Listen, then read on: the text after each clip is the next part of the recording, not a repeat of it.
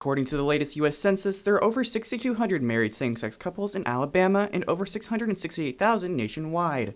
However, marriage equality might not be guaranteed in the future, as the Supreme Court has been formally requested to overturn their 2015 decision. The request comes from Kim Davis, a former county clerk from Kentucky who was briefly jailed after refusing to issue marriage licenses to same-sex couples despite a federal court order.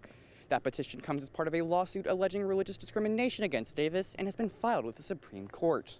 Obergefell uses the same legal reasoning as Roe v. Wade, namely the Due Process Clause of the 14th Amendment. Roe v. Wade was overturned in 2022, with sitting Justice Clarence Thomas writing an opinion in the decision that stated the court should look at Obergefell. However, Harper Selden, staff attorney for the American Civil Liberties Union, believes it is unlikely the Supreme Court takes the case. I do think that there are some members of the judiciary who are interested in revisiting a lot of precedent that creates equal rights for not just LGBTQ Americans, but folks from other groups across the country.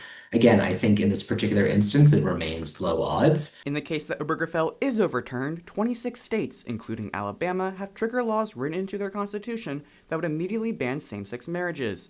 Marriage licenses issued before the overturn would still be recognized, but new licenses would not be granted. If enforced, these laws would likely face immediate challenges.